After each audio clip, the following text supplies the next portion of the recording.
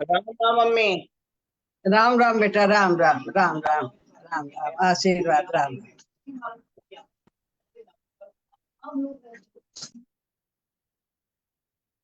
Shri Ram.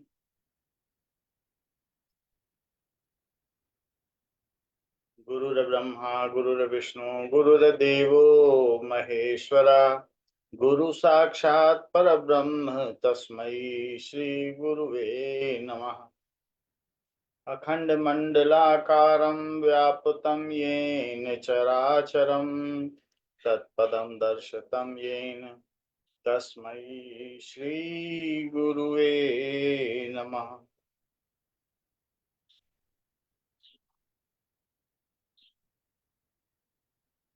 Ram Ram to everybody joining this session.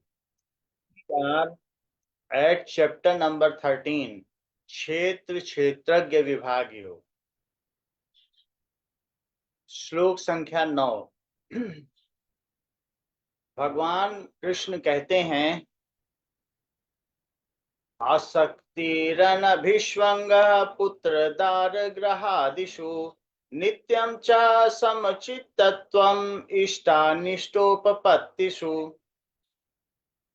जो 20 साधन बताए गए हैं क्षेत्रज्ञ के लिए, साधक कैसे क्षेत्रज्ञ बन सकता है, कैसे अपने आप को जड़ की ग्रंथि से चेतन अलग कर सकता है, उसके लिए हमने अमानित्वम, अमानी होना से लेकर अभी तक कई साधन देखे।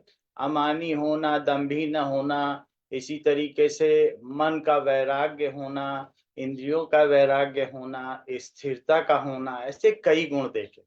उसी क्रम में आगे भगवान 9वें श्लोक में बताते हैं, आसक्ति अन अभिषुअंग पुत्र दार ग्रहादिषु, यानी पुत्र में, स्त्री में, दारा का मतलब होता है स्त्री में, पुत्र दार और ग्रहादिषु, ग्रहात इशु, इन सब चीजों में, आदि में, पुत्र में, स्त्री में और घर में आसक्ति रहित होना।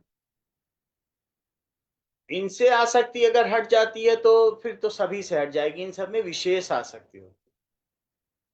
तो भगवान कहते हैं क्षेत्रज्ञ बनने के लिए हमें अपने जो संतान है उसमें आसक्ति रहित होना होगा। पुत्र दार ग्रहादिषु, इसमें कैसा होना, दो चीजें होती हैं। शक्ति का मतलब क्या होता है, प्रियता, शक्ति यानी प्रियता, और अशक्ति अप्रियता, उसमें हमारी प्रियता ना हो। तो अशक्ति अन अभिष्वंग, हमारी संसार की चीजों में प्रियता नहीं होनी चाहिए। हम अपना काम करते रहें, जो जिम्मेदारियां हैं इनके प्रति वो निभाते रहें, लेकिन उनसे किसी तरीके की सेवा की अपेक्षा न रखें कि अगर हम कर रहे हैं तो बदले में। चलना सिखाया हमने जिनको संभल संभल के, और मिलते हैं आज हमसे वो करवट बदल बदल के। ऐसी कोई हमारे अंदर भावना नहीं होनी चाहिए कि हमने किसी को कुछ किया या दिया तो उसको डायरी में नोट करने के बाद में बताएंगे, देखो हमने ये किया है। हम भगवान की शक्ति के सहारे कर रहे हैं, और ये शरीर एक माध्यम है, क्रिया करने का एक माध्यम है, और साथ में संस्कारों को मिटाने का माध्यम है। तो हमारा सिर्फ उद्देश्य अपने संस्कारों को क्षीण करना, अपने को पवित्र करना, और शरीर के माध्यम से भगवान को पा लेना। तो दो चीजें होती हैं, एक तो होता है प्रकृति और एक होता है पुरुष। ये भगवान के ही दोनों अंग हैं। प्रकृति का क्या मतलब है, प्रकृति का मतलब है ये जो कुछ भी दिखाई पड़ता है वो सब, और इसके अलावा इसे देखने वाला भी, जैसे आंखें, इंद्रियां, मन, जिनके द्वारा ये प्रतीत होता है। इंद्रियां, मन, इसके अलावा बुद्धि और अहंकार। भूमि रापो नलो वायु खम मनो बुद्धिरेव च अहंकार इतीयम में भिन्ना प्रकृति अष्टधा। इसको 8 प्रकृतियां कही गई हैं, क्षितिजल पावक गगन समीर और मन बुद्धि अहंकार, भिन्ना प्रकृति अष्टधा।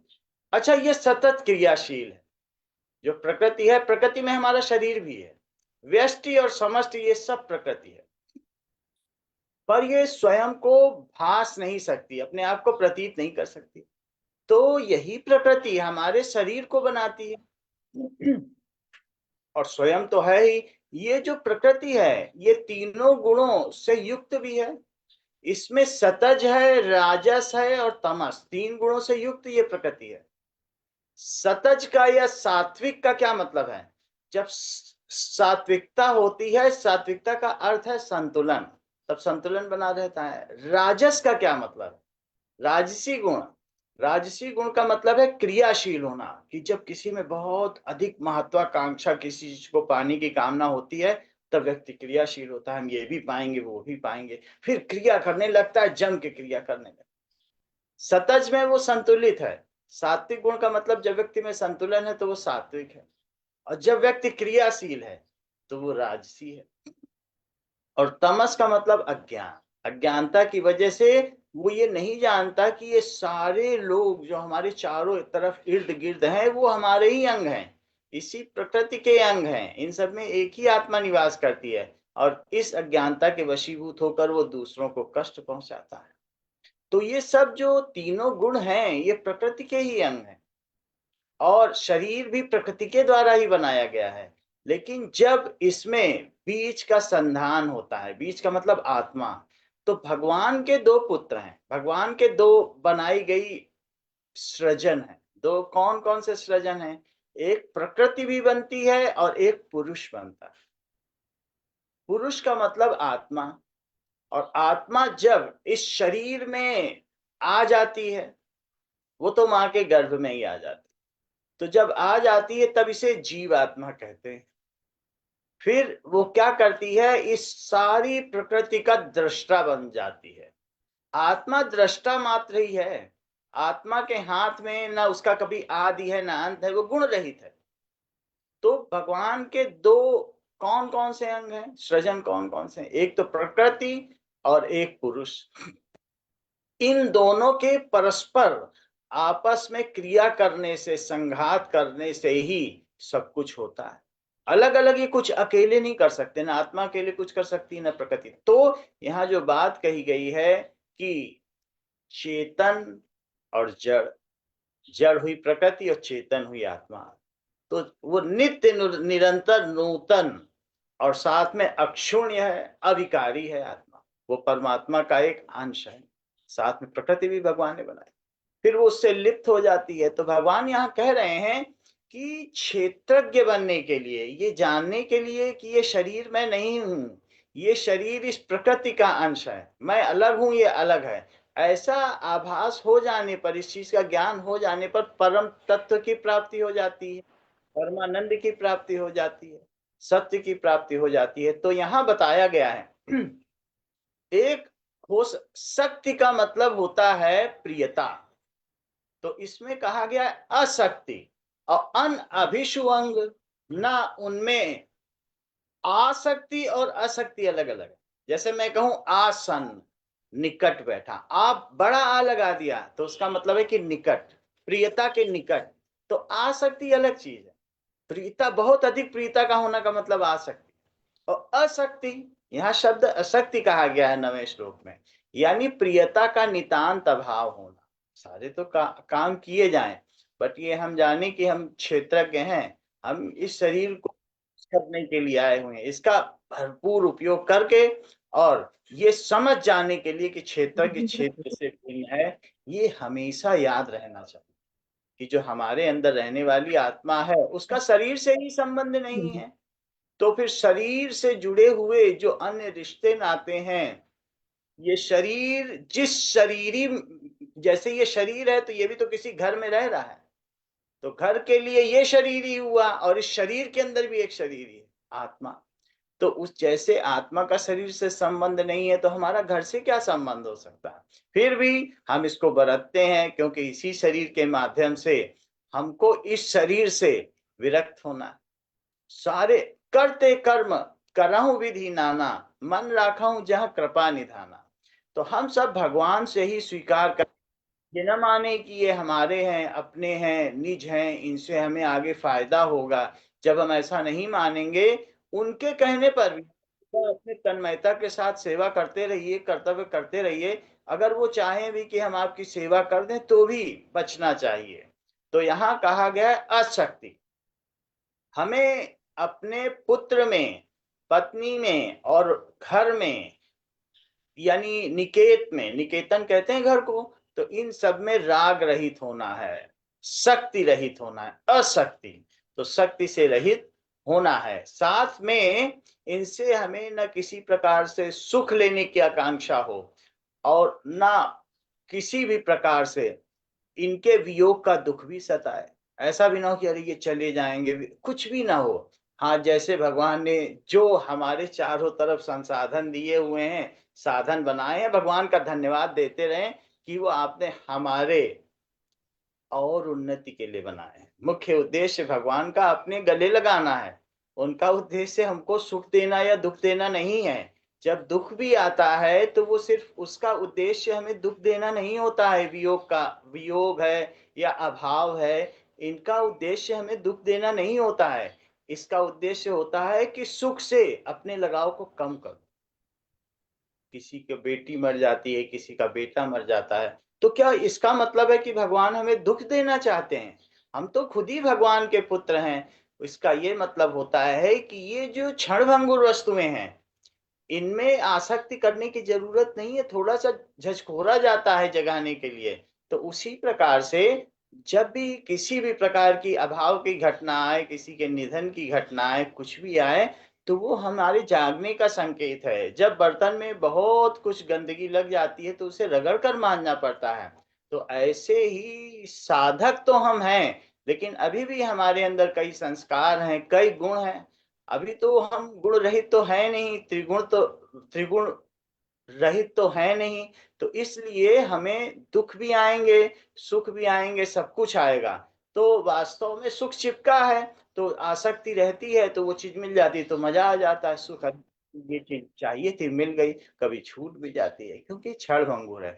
जैसे कि हाथ पे पानी बहता हुआ बहते बहते बहता चला जाए, उसी तरीके से इस आत्मा पर ये शरीर निरंतर छूट रहा है। एक शरीर आता है, दूसरा शरीर आता है, तीसरा। तो इसलिए भगवान कहते हैं अनशक्ति और अन अभिषु अंग। अन अभिषु अंग, अनभिषु अंग का क्या मतलब है? यानी इनसे एकात्मकता न होना, एकात्मता न होना। हम, अगर हमारे माँ के बेटे को दुख होता है, बुखार चढ़ता है, तो माँ को पहले बुखार चढ़ जाता है। इस चीज को कहते हैं एकात्मता, घनिष्ठता। तो हम अपने घर में कुछ हो रहा है, पहले हम बीमार पड़ जाएंगे, अरे घर में ये दीवार टूट गई, ये हो गया, वो हो गया। ये एकात्मता कहते हैं ये तुम हो ही नहीं।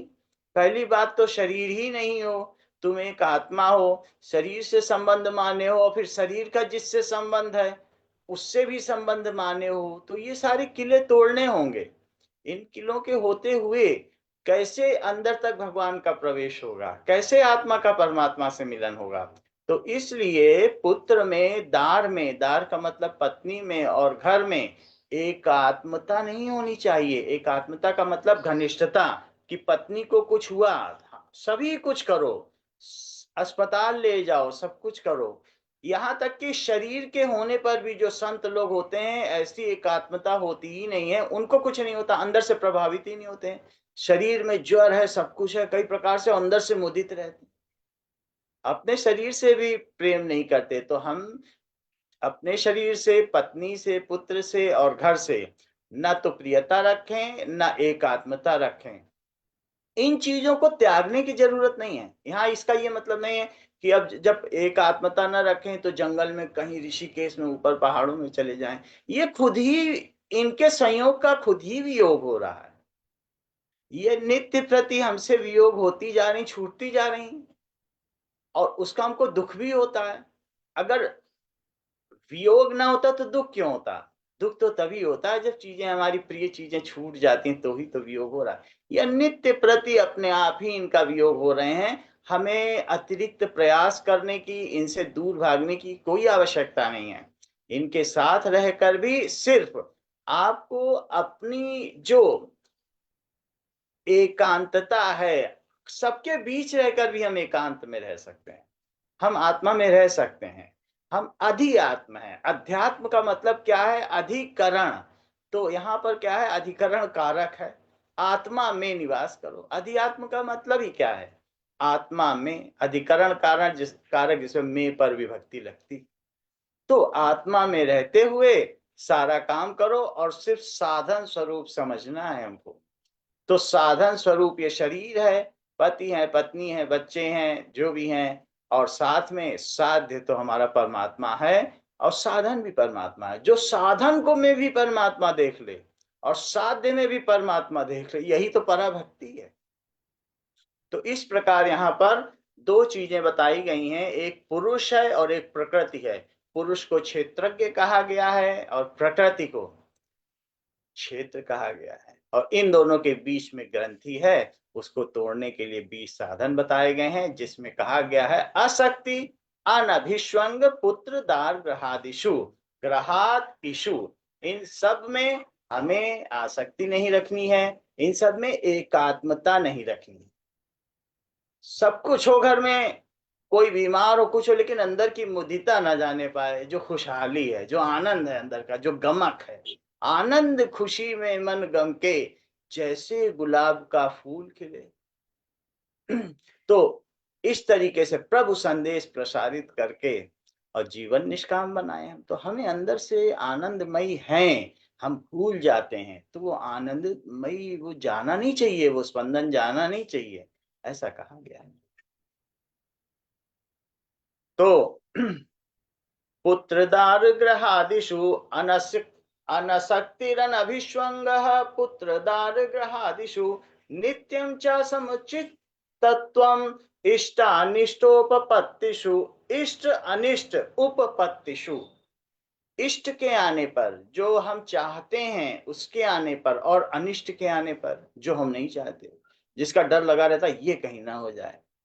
इष्ट के आने पर और इष्ट के उपपत्तिषु। उपपत्तिषु का क्या मतलब है? प्राप्ति में। अनुकूलता और प्रतिकूलता की प्राप्ति में नित्यम च समचित्तत्वम, हमेशा ही। नित्यम का क्या मतलब है? हमेशा ही। समचित्तत्वम, अनुकूलता और प्रतिकूलता की प्राप्ति में जो आपका मन है, जो चित्त है। चित्त की बात की गई क्योंकि चित्त मन से ज्यादा गहरा होता है। तो जब कोई चीज अंदर गुनगुन गुनगुन ऐसे होती जा रही है, उसी की रट लगी हुई, वो चित्त में चली जाती है। मन तो कभी है किसी चीज को खाया पिया, मन कर गया तो कर लिया, लेकिन चित्त में चली गई तो फिर वो रोज मन करेगा अब यही खाना है, जब तक शरीर का दुरुपयोग ना हो जाए। तो कहते हैं कि अनुकूलता और प्रतिकूलता की प्राप्ति में नित्यम सदैव ही चित्त सम रहना चाहिए। चित्त सम रहना चाहिए। सम चित्तत्वम, चित्त का नित्य सम रहना चाहिए। तो कभी भी जो मन के अनुकूल परिस्थिति होती है, घटना होती है, या और कोई भी व्यक्ति की प्राप्ति होती है, ऐसी स्थिति में नहीं होना चाहिए, राग नहीं होना चाहिए, किसी विकार की उत्पत्ति नहीं होनी चाहिए। और हो जाए ये विकार है, अनेक प्रकार के विकार उत्पन्न हो जाते हैं। धन, जैसे धन आया, धन की प्राप्ति में कई विकृतियां उत्पन्न हो जाती हैं। स्त्री के आने पर विकृतियां उत्पन्न हो, फिर राग बढ़ता चला जा रहा है। पति मिल गया तो राग बढ़ता चला जा रहा है। तो ऐसा है, जो साधन आपको मिले हैं उपयोग के लिए अवश्य मिले हैं, लेकिन सदैव ध्यान रखना चाहिए साधक को कि दुहन कर लें। ये नहीं हो कि मौज मस्ती में जिंदगी चली गई, 60 साल 70 साल चले गए और काम ही न कर पाए। जो जो आए थे करने वही न किया, और सामा जुटाता रहा ठाट का। आसमां फट पड़ा जब लगी ठोकरें, अहम मोह बिखरा हृदय पाट का। ऐसा नहीं होना चाहिए। तो हमको इतने अच्छे संत मिले हैं, इतने अच्छे पथ प्रदर्शक मिले हैं, गुरु मिले हैं, इतना अच्छा सत्संग भी मिला है। तो ऐसी स्थिति में हमें बड़े आराम से जो हमारा सिलेबस है वो पूरा करना चाहिए, और ग्रंथि को ढीली करते जाना चाहिए। ढीली करते करते खुल भी जाएगी। तो नित्यम च समचित तत्वम इष्ट अनिष्ट उपपत्तिषु। तो अनुकूलता और प्रतिकूलता की प्राप्ति होने पर, प्रतिकूलता की प्राप्ति होने पर हमारे अंदर उद्वेग ना हो। उद्वेग न तो खुद में भी होना चाहिए किसी में, और ना ही हम दूसरे को भी उद्वेग दें। तो इस प्रकार जो स्थित प्रज्ञ के लक्षण है उसमें क्या होता है कि जैसे किसी ने हमें कहा तो हमारे अंदर हलचल मचने लगी, ऐसा कह दिया वैसा कह, ये उद्वेग। अगर अंदर लहरें उठने लगे, विचलित होने लगे, बहुत ऊंची ऊंची लहरें, ऐसा कैसे कह दिया, हमारा रूप रंग चेहरा हाव भाव सब बदल जाता है अगर कोई कुछ बोल के चला जाए। ऐसा नहीं होना चाहिए। तो अनुकूलता और प्रतिकूलता की प्राप्ति में हमारे अंदर स्वयं भी उद्वेग ना हो और फिर इसके बाद तुरंत उठे, चप्पल पहनी और चले गए, उसको 4 बात सुनाया। तो जो स्थित प्रज्ञ होता है वो न स्वयं ही उद्वेग को प्राप्त होता है और न दूसरे को उद्वेग को प्राप्त करवाता है। तो इसी प्रकार से ये भी एक गुण है कि कैसे हम क्षेत्रज्ञ बन सकते हैं। जो जानता हो उसी को तो क्षेत्रज्ञ कहते हैं, जो स्वयं को आत्मस्वरूप जानेगा और ये जानेगा कि नित्य सर्वगता स्थाणु, सभी जगह आत्मा ठसाठस भरी है, तो वो क्या अपने ही शरीर को नुकसान पहुंचाएगा। वो जानता है कि ये सब एक एक ही शरीर है, वो द्वंद्व की जगह जानता है कि सब एक ही हैं। वो पराभक्ति करता है, सब में परमात्मा देख रहा है, प्रकृति में भी परमात्मा, शरीर में भी परमात्मा, हर व्यक्ति में परमात्मा। तो वो कैसे उद्वेग पहुंचाए, हमें ऐसा होना चाहिए। तो नित्यम च समचित तत्वम इष्ट अनिष्ट उपपत्तिषु, हमें न शोक होना चाहिए। ये जानकारी कर लें, ध्यान दे लें, कहीं ऐसा तो नहीं है, चिंता तो नहीं बनी हुई है। जब तक साधन है हमको भगवान सब करने वाला वही है। हम ठेकेदार होते तो चीजें बदल जाती। हमारे हाथ में कुछ करण करावन आपय आप और आपय नाथ और नानक के कछु नाही हाथ। नाथ ही करने वाले, हमारे हाथ में कुछ है ही नहीं। हम ठेकेदार नहीं हैं, हम यहाँ पर एक विद्यार्थी हैं इस स्कूल में, महाविद्यालय में। तो हमारा कर्तव्य है कि नजरिया ठीक रखो, और नजर ठीक, नजर है नजरिया, नजर ही नजर है, नजर ही के दम पे यहाँ हर बसर है। नजर जो उठी तो खता बन गई और नजर जो झुकी तो हया बन गई।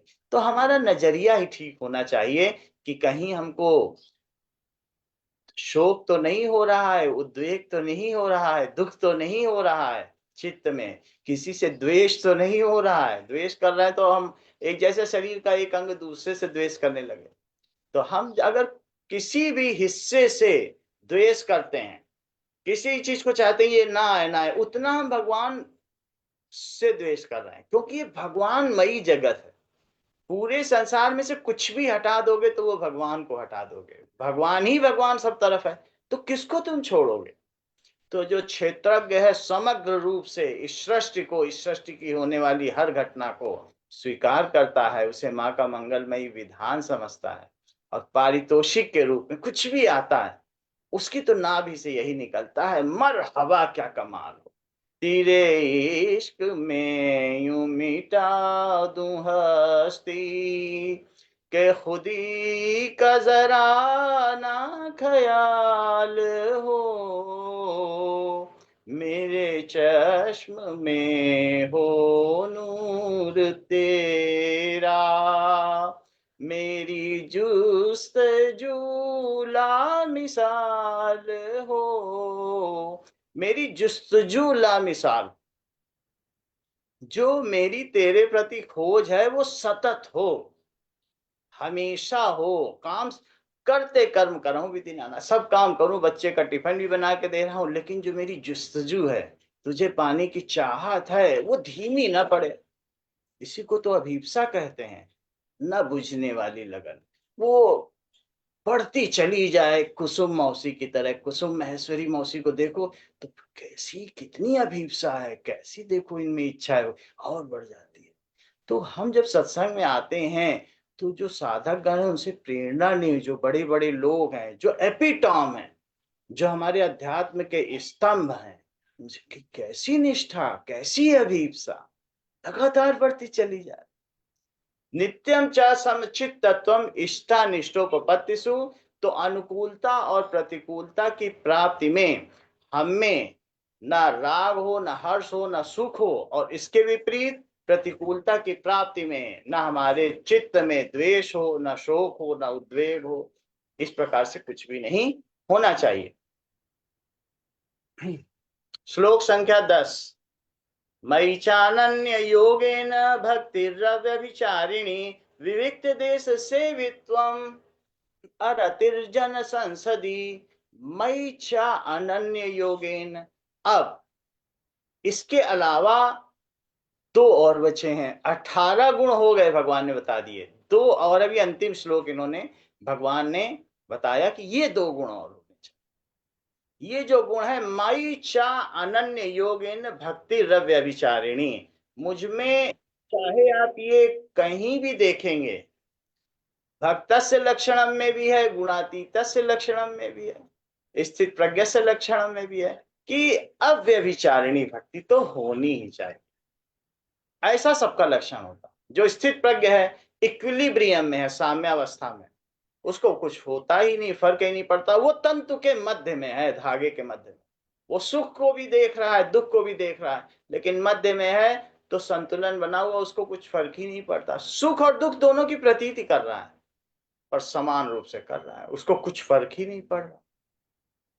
और वो जैसा व्यवहार करना चाहिए, समाज परक व्यवहार करना चाहिए, वैसा ही वो करेगा भी। तो इस तरीके से भगवान ने इस गुण को आवश्यक बताया है। भक्ति अव्यभिचारिणी मयि चा अनन्य योगे, कहा गया है मुझ में अनन्य योग के साथ। अनन्य योग का मतलब है कि किसी अन्य का को मत जोड़ो।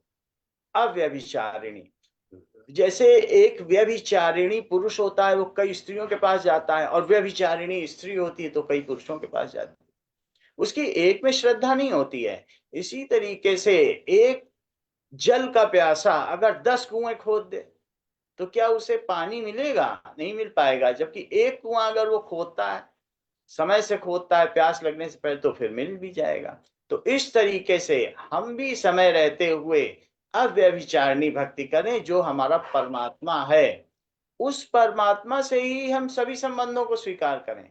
जो भगवान ने हमको चारों तरफ से आरामदायक चीजें दे रखी हैं, वो परमात्मा से ही स्वीकार करें। जो मनी ऑर्डर आता है, वो पोस्टमैन का तो शुक्रिया है, लेकिन जिसने भेजा है उससे स्वीकार करें। गुरु को परमात्मा से स्वीकार करें। भगवान ही सर्वोपरि हैं, भगवान ही साध्य हैं। फिर जो जो भी मिला, माता मिले हैं, पिता मिले हैं, पर पथ प्रदर्शक मिला है, गुरु मिला है, वो भगवान ने ही दिया है।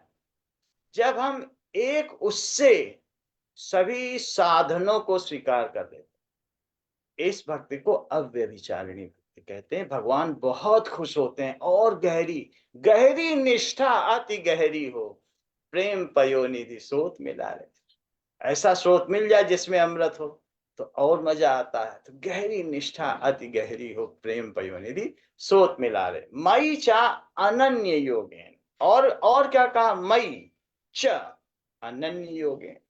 अनन्य योग, अनन्य योग का मतलब है जैसे चीजें जुड़ती जुड़ती जुड़ती चली जाए। एक योग नहीं, जितने भी तुम्हारे योग हैं सब मुझ में डाल दो।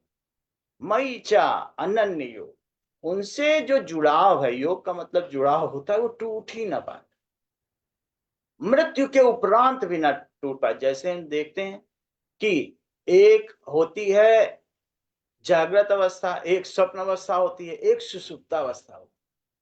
तो जो भक्त होते हैं, साधक होते हैं, सुषुप्तावस्था में तो ज्ञानेंद्रियों का भी भान नहीं रहता, शरीर का भी भान नहीं रहता। तो ऐसे में भी, यानी जब तुम सोते हो तो 4.5 घंटे बाद या 3 घंटे बाद सुषुप्तावस्था आ जाती। सोने के उस समय जब आत्मा है, तब भी उसका मुझसे योग रहे। सोते सोते में भी ध्यान करेंगे तो वो जुड़ाव सुषुप्तावस्था में भी रहेगा। सुषुप्तावस्था क्या, मृत्यु के उपरांत भी आत्मा उस भगवान के ही शरण रहेगा। अनन्य योग, टूटे ही ना। ऐसा बंधन हो जो तोड़ने से भी, प्रयास से भी ना टूटे, सब काम करते हुए भी ना टूटे। जैसे माँ कहीं भी चली जाए, पालने में बच्चा लेटा हुआ है, काम सारा करेगी, लेकिन उसको मालूम है उसका बच्चा पालने में लेटा हुआ है। ऐसा योग हो तो कितना अच्छा हो। तो इसी तरीके से कहा है 10वें श्लोक में, मयि चा अनन्य योगेन भक्तिर अव्यभिचारिणी। इस प्रकार की भक्ति करनी है कि ये नहीं कि आज सकट है तो ये वाली माँ की पूजा कर ली, करवा माँ की करवा चौथ को कर लेंगे, और जब कोई ऐसा आएगा अमावस्या को तो नवमी अमावस्या आएगी तो लक्ष्मी जी की कर लेंगे, उस दिन उनकी कर लेंगे, ऐसा इनका कर लेंगे। प्लानिंग से नहीं चलता है। प्लानिंग तो क्या, यो यो याम याम तनु भक्ति भक्त अर्चितुम इच्छति तस्य तस्य अचलाम श्रद्धाम तामे विदधाम्यहम्। तुम करवा माँ की पूजा करोगे तो वो तुमको तुम्हारा पति दे देंगे, लक्ष्मी माँ की करोगे तो जो जो जिस जिस देवता में जिस जिस इच्छा से पूजा करता है, भगवान कहते तुम्हें जो चाहिए पहले वो ले लो, वो तुम्हारी प्रियोरिटी है, वो प्राथमिकता, लेते जाओ। जब बच्चा सब कुछ छोड़कर, शिशु खिलौनों को छोड़कर माँ की ओर दौड़ता है, माँ तो कृतकृत्य हो जाती है, माँ भी अहोभाग्य हो जाती है, बच्चा भी अहोभाग्य हो जाता है, बच्चे ने सब छोड़ दिया। तो ऐसे में माँ किसको न बताती फिरे कि देखो मेरा बच्चा दौड़ा आ रहा है मेरी ओर, कुछ भी नहीं चाहता। माँ भी धन्य हो गई। और वो मिलन हृदय की अंतर गुहा में, जब आत्मा का परमात्मा से, जब प्रकृति का पुरुष से, ऐसे में वो पुरुष है और हम प्रकृति हो जाते हैं, हमारी आत्मा प्रकृति हो जाती है। जैसे दुल्हन तो सेज सजा के बैठी हो, पिया ऐसो जिया में समाए गयो रे, मैं तो तन मन की सुध बुध भुला बैठी, हर आहट में समझी वो आए गयो रे, मैं तो फूलन की सेजिया पे जा बैठी। ऐसे ही फूलों की सेजिया पे हमेशा तैयार रहो कि हमारे परमात्मा का हमसे मिलन होने वाला है। ऐसा होना चाहिए, सब कुछ हो लेकिन पत्नी को हर आहट में समझी वो आए गए। हर आहट में यही होना चाहिए कि मुझे भगवान ने ये सारा संयोग दिया है, इतना अच्छा सत्संग दिया है, ये अपने से मिलने के लिए ही तो दिया है। वो हमें इतना प्यार करते हैं तभी तो ये सब बनाया, सत्संग बनाया, गुरु दिए, सब कुछ दिया। इतना अच्छा धन धान्य से परिपूर्ण, कुछ भी कमी ना हो मेरे बच्चे को, जिससे उसका सारा ध्यान मेरी ओर रहे। हमें इसका दोहन करना है, जो परिस्थिति दी गई है उसका दोहन हमको करना होगा। मई चानन्य योगेन भक्ति रव्य विचारिणी। तो इस प्रकार से हमको कुछ भी मिला है, अगर हमें ज्ञान है, हमने गीता पढ़ी है, हमने कुछ भी पढ़ा है, वेद पढ़े, उपनिषद पढ़ी है, रामायण पढ़ी है, तो ये ज्ञान को साधन समझो और इसका साध्य भक्ति है। जब भक्ति आ जाए तो भक्ति को फिर अब साधन समझो और उसका साध्य पराभक्ति। पराभक्ति का मतलब भक्ति भगवान में अगर आप में रुचि हो गई तो ये बहुत बड़ा अचीवमेंट है। रुचि ही नहीं होने पाती है कि जिंदगी भर शिकायत होती रहती है, लेकिन बरसों से तेरा जिक्र, तेरा नाम नहीं है, पर यह भी हकीकत है कि आराम नहीं है। तो जिक्र और नाम भी नहीं करते और आराम भी नहीं होता। बहुत सारे ऐसे लोग हैं जो इधर उधर भटक रहे हैं, आराम नहीं है लेकिन फिर भी तेरा जिक्र, तेरा नाम नहीं है। हम बहुत भाग्यशाली हैं कि हम दुख में भी भगवान को याद रखते हैं, बड़े बड़े संकटों में। पद्मा माँ को देखो, ध्यान कर रही थी, उनके पति की डेथ हो गई। ऐसे भाग्यशाली लोग हैं और ऐसा हमारा ग्रुप है, ऐसा समूह। तो इस प्रकार से हमको अव्यभिचारिणी भक्ति करनी है। हमारा अगर ज्ञान है तो उसको साधन से भक्ति लाओ। भक्ति भक्ति जब सध जाए तो उसको साधन मान लो, उससे परा भक्ति। अंत में साध्य तो हमारे भगवान ही हैं, उपाय भी भगवान है और उपेय भी भगवान है। इस प्रकार से जब साधक अपने प्रभु के प्रति समर्पित होता है तो भगवान बिल्कुल उसके और पास आते चले जाते।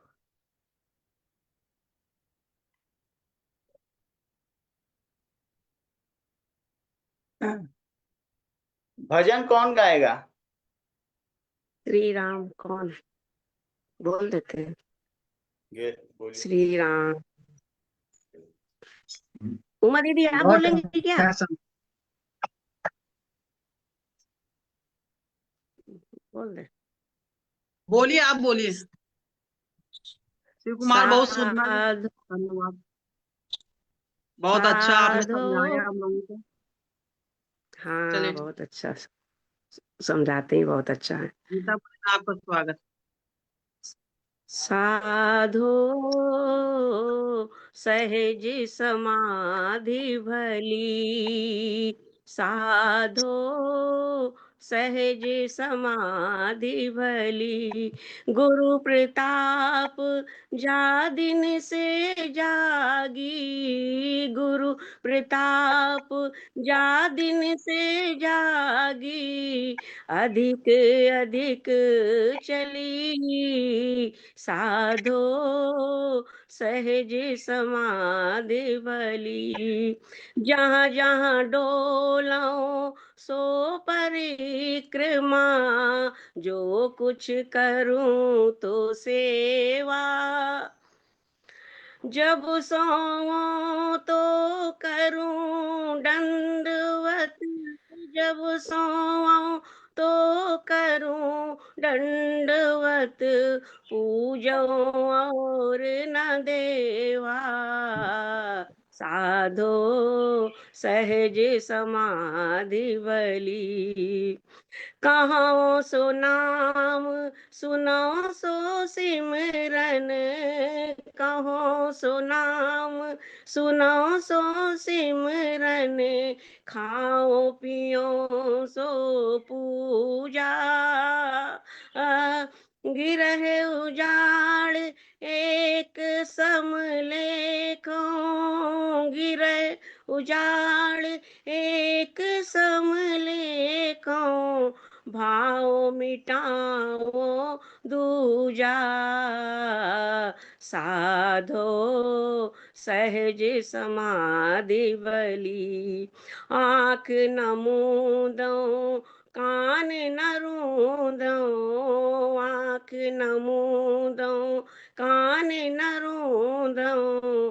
तनिक कष्ट नहीं धारो, खुले नैन पहचानो हंसी हंसी। खुले नैन पहचानो हंसी हंसी, सुंदर रूप निहारो। साधो सहज समाधि भली, साधो सहज समाधि भली। शब्द निरंतर सो मन लागा, शब्द निरंतर सो मन लागा। मलिन वासना त्यागी, उठत बैठत कबहू ना भूलो, उठत बैठत कबहू ना भूलो। ऐसी तारी लागी, साधो सहज समाधि भली। कहे कबीर यह उन मन रहनी, कहे कबीर यह उन मन रहनी। सो पर गट कर गाई, सो पर गट कर गाई। दुख सुख ते जो रहे परम पद, दुख सुख से जोई रहे परम पद। सो पद रहा समाई,